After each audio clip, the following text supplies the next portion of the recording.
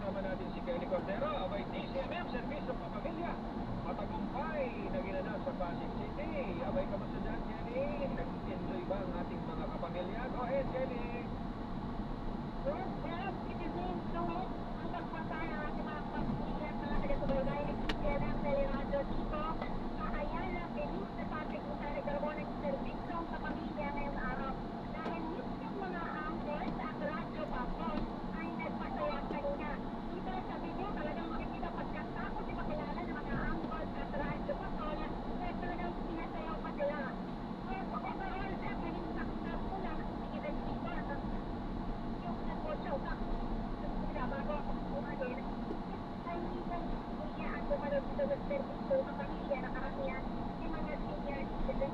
Yung ang demand ko. Ayun sir, pinakadahil sa hospital, mga sila, pero hindi na talaga ng sila. Hindi na nila sa after resident, pero mas sila sila din. Siyempre, hindi natin resident, and the lahat. Kaya medyo nag-break up ka lang, konting ano lang, steady. Ano yun, you were saying, go ahead.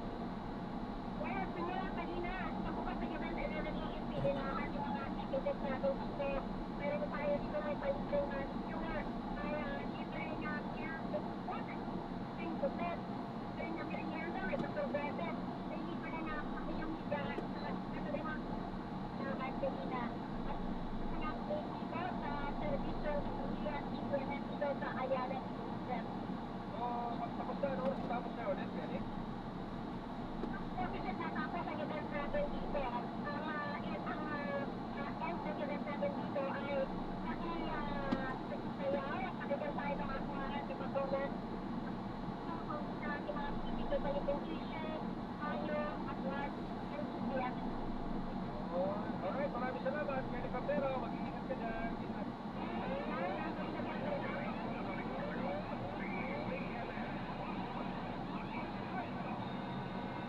Weekend kasi, kaya nag-break na si Kelly. Aba, sorry Kelly, sorry. Ayun ha, medyo parang nagkakatang signal na doon no? Siguro nga ay, ang malis na siguro mga maligid pa natin agad siya. Pareho pa na kaming nagtali ko. Happy weekend na!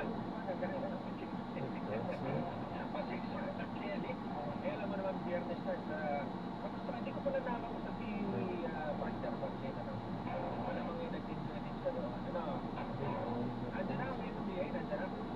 Ay, teka muna, speaking of traffic, nandiyan na ba? Masalan mo rin dyan. Wala ba wala? Mark Lancer. Nandiyan? Anyway, ipasa muna tayo ng mga nandito sa ating live stream. Abay, nandito si Julius Pangalando, of course. Si Louie Pasco. Nandito na rin po kasama natin. Present na. Si Iking, si Catalina. Ba nung nandito sa ano? Sa Pasig. Saka sila Tita Nona Damian. Ito si Marvin Riaban. Nandito na rin mga kasama natin. Hanggang alas 9 ito ha. Ayun. Ingat-ingat ho yung mga nanggaling po dyan sa Ayala sa Venice. Mga kasama ho ni Kelly. Mag-ingat po kayo pa uwi ha. Ayun na, ready na po si Boss Mark Ramos ng MMDA Metro Base para ho malaman ho natin yung mga nakikinig sa radyo at saka mga nasa live stream habang kayo nasa biyahe kung kamusta ang traffic kung saan man ho kayo naroon dito sa Metro Manila.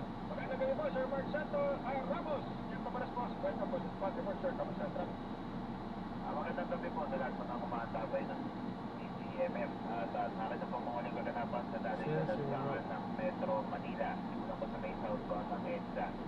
Monumento Circle papunta ng East Street. Maluwag pa naman ang dali ng mga sasakyan babagan dyan dito sa may papuntang East Street sa may EDS.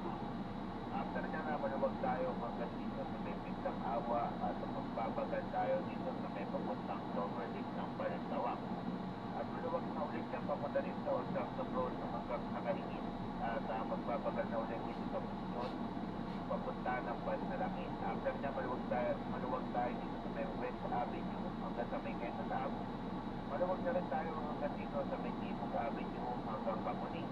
At magbabagal na lang tayo dito sa may Monte Natividad papunta ng Aurora Boulevard. After ng Aurora Boulevard, maluwag din tayo papunta sa East Baton hanggang dito sa may Mono Serrano Avenue. Maluwag na rin papunta ka na hanggang dito sa may Connecticut. Wala tayo nakikitang pagbabagal hanggang sa may Ortigas.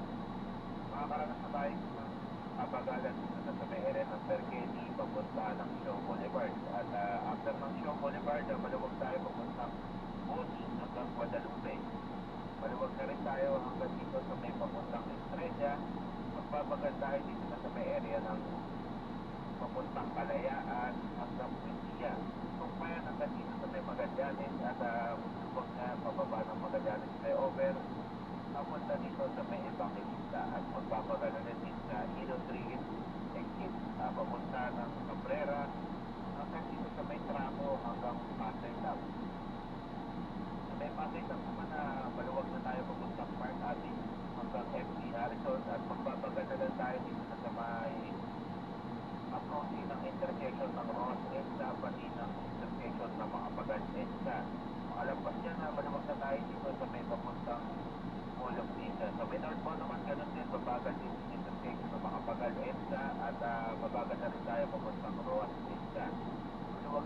Garcia dito sa tapat ng Merinig, papuntang FP Harrison. Ngunit sa may FP Harrison, mabagal na tayo papuntang Park Avenue. Lumulugtong pa yan hanggang dito sa may Pasay Sabat, luluwag na yan dito sa may Apelo Pool.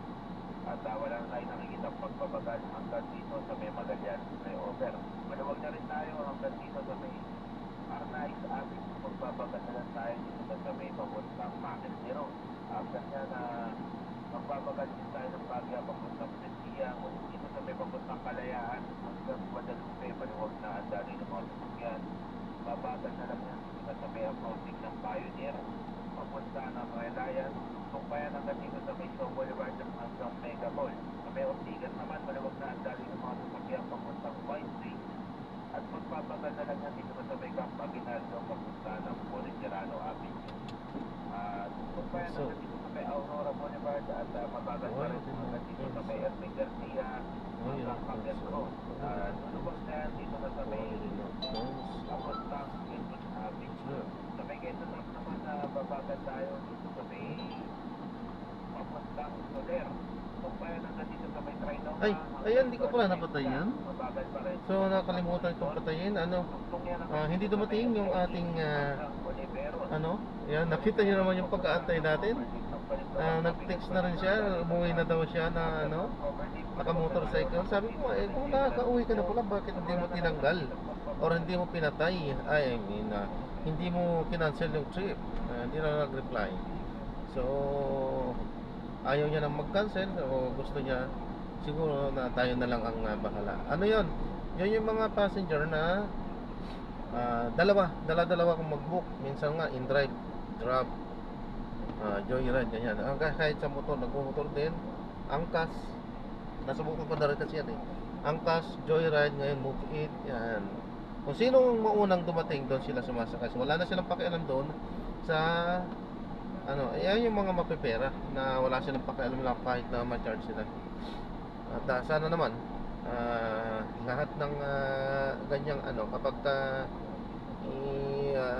kasi lugi-lugi kami kasi tulad yan mga ganyang strategy na ginagawa. Kung walang compensation, kung walang cancellation kung walang charge sa pag-cancel, ay lugi-lugi kami kasi syempre magbubuk na lang ng kahit na sinong TNBS sa motorsiklo. So sinong mauna yung sasakyan niya, paano kung nagsipuntahan lahat? Di sayang naman kung hindi siya ma-charge, di ba? Sayang yung gasolina namin, lugi kami, di ba? Hindi namin kasalanan yon na hindi kami sakyan. Kasalanan niya yon dahil nagbubuk siya ng maraming nangyayari kung ganyan.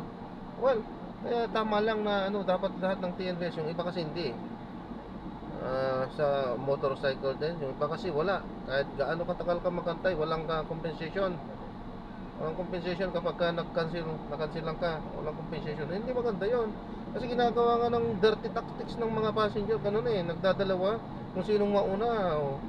So, sorry ka kung may mas nauna sa'yo, di ka sasakyan, di pa, talo ka. Sa yata meron naman, sa Move It meron. Pero sa iba, wala yata basta yung nasubukan ko, wala Kahit gaano ka katagal mag-antay, wala. Magka-cancel ka, wala kang makukuha. So, lugi ka lang. So, dapat lang talaga, lahat yan, kapag wala. Dapat dapat nga, mga 3 minutes lang sa 5 minutes okay. Kasi syempre, hindi naman lahat, itong napag-antayan natin ngayon, hindi naman lahat ganyan na pwede tayo mag-antay Meron yung busy yung pag-aantayan natin, busy yung daanan. Hindi ka pwedeng mag-antay. Hindi pwedeng dapat akyat baba lang ang pasok doon. So tama lang na talagang may cancellation fee. Compensation namin sa pambayad naman sa effort namin pagpunta doon sa area. Dahil syempre kumakain din ng gasolina at oras yung pagpunta namin doon. Ayan, so maraming salamat. God bless. Paano po muna pa samantala tayo ay gagawa na ng ibang video sa ating susunod na misyon. Paalam po.